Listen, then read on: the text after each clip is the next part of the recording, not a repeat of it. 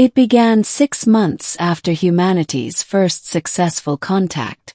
The year was 2146, and the Earth had changed almost overnight. The veil of solitude was lifted when the Lemurians, an advanced race from a star system not 20 light-years away, appeared in our skies. They didn't come as conquerors. They came as explorers, scholars, seekers of understanding. Governments scrambled to build diplomatic channels. Scientists begged for knowledge, and corporations drooled over the possibilities of trade. I was none of these things. My name is Daniel Mercer, and I was just an archaeologist with a love for lost civilizations. But fate, it seemed, had other plans for me. When the Lemurians invited humanity to visit their vast orbital archive, a city-sized vessel where knowledge from across galaxies was stored, I was among the small group of cultural specialists chosen to join. My expertise in ancient languages and symbolic structures earned me a place. That's where I first saw her. Part 2, The Woman in the Archive. She wasn't part of the official Lemurian delegation. She lingered on the edges, standing silent among the corridors of crystal and light. At first I thought she was a translator or perhaps an aide.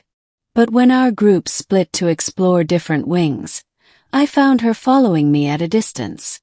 Her hair was silver, not gray, but a metallic sheen that seemed to catch and refract the soft illumination of the archive's walls. Her eyes glowed faintly blue, like deep oceans under moonlight. When I finally turned to address her, she froze. Her lips parted, and a sound escaped that was neither word nor whisper, something rawer, more primal. Her gaze locked onto mine, and then, to my shock, tears streamed down her cheeks. I stammered, Are you all right?" She didn't answer. She just shook her head, one hand rising to cover her mouth as though she were trying to suppress a sob. It was only when one of the Lemurian curators approached that she fled, vanishing into the labyrinth of the archive. The curator, noticing my confusion, placed a hand on my shoulder. "Do not take her reaction personally. She carries burdens that are older than your world." But how could I not take it personally? She had looked at me as if she knew me. Part 3, Shadows of the Past. The next few days I couldn't shake the image of her tears. Every chamber I entered, I scanned the shadows, hoping to see her again. And then, on the 5th day, I did. She approached me in one of the lesser-traveled vaults, where holograms of extinct worlds flickered in silence. She kept her distance at first, but her voice, soft, musical, trembling, broke the stillness. "You are Daniel Mercer." The way she said my name made my chest tighten, as though she'd spoken it 1,000 times before. "Yes," I said carefully. "And you are?" She hesitated then. "I am Elira." "Elira," I repeated. The name fit her, luminous and strange. "Why did you react the way you did when we first met?" Her eyes lowered, and another tear slid down her cheek. "Because you wear the face of someone I once loved. Someone who should be long dead." Froze. The chamber seemed to tilt around me. "What do you mean?"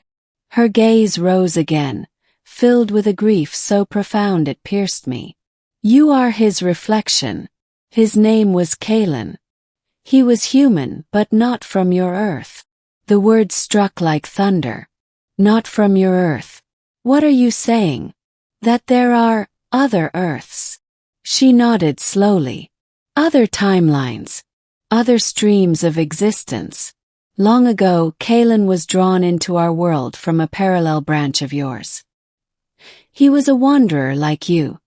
Curious, stubborn, unwilling to yield. Nay, I loved him." Her voice cracked. "But he was taken from me. He sacrificed himself to save my people. That was more than 2 centuries ago. And now, standing before her, was his mirror image. Me." Part 4. The Pull of Connection. I should have dismissed it as a strange delusion, a story spun by a grief-stricken mind. But I couldn't. Something deep within me stirred when she spoke his name, as though a forgotten memory tugged at the edges of my soul. In the days that followed, I sought her out. Alira told me more of Kaelen, of how he had arrived through a rift torn by experimental Lemurian technology. How he had taught her people resilience when they faced annihilation from a cosmic predator known as the Veil Swarm. How his final act had been to guide the swarm into a collapsing star, sealing his fate with theirs. As she spoke, I realized her love for him was not simply a story. It was etched into every glance she gave me, every tremor of her voice. And against my better judgment, I felt something in return. But it was complicated. She didn't see me as Daniel Mercer. She saw Kaelen's ghost. Part 5. The Return of the Swarm. Then came the day the archive shuddered. Sirens blared, Lemurians rushed through corridors, and I saw fear in their normally serene expressions. The Veil Swarm, those cosmic predators thought destroyed, had returned. Alira found me in the chaos. They are drawn to knowledge, to light. The archive is the brightest beacon in the sector. If they reach us, her voice broke. Millions of years of memory erased. The Lemurians prepared their defenses, but I could see it in their faces. They were not certain of victory. And Alira looked at me with that same haunted expression, as though history were repeating itself. "You're looking at me like I'm him," I said bitterly. She whispered, "Because you are. Or at least, you could be." Part 6. The Choice. The battle erupted in orbit above the archive. Lemurian ships, graceful arcs of crystal and energy, clashed with the shifting black storm of the swarm. I was just an archaeologist, powerless to change the tide. But Alira led me to a hidden chamber deep within the archive, a place Kaelen had once stood. "This was where he made his choice," she said, her fingers trembling over the controls of a dormant device. It was an interdimensional beacon, capable of tearing open rifts. He lured them away through here. It destroyed him, but it saved us. She looked at me with desperation. "Daniel, you are his echo. Perhaps fate brought you here because you must finish what he began." My heart pounded. "I'm not him. I don't know how to do this." Her hand touched my face, gentle, trembling. Neither did he. But he believed. That was enough. Part 7. The Rift.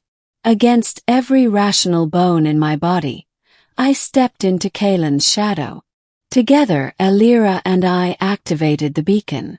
The archive shook as energy built to unbearable levels, opening a rift into the fabric of reality. The swarm sensed it instantly, pulling toward the wound in space. Ships faltered, energies flickered. I could feel the gravitational pull threatening to tear me apart. For a moment I thought I would die there, just as Kaelen had. But Alira clung to me, anchoring me with her strength. "You are not him," she shouted over the roar.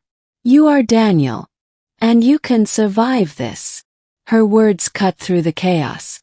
I realized then, she didn't just want Kaelen back. She wanted me. The tears she'd shed were for a memory, but the hope in her eyes now was for the man before her. With a final surge, I redirected the beacon's energy. Instead of pulling me in, it sealed the rift behind the swarm as they were dragged away, locking them in a void between worlds. The silence afterward was deafening.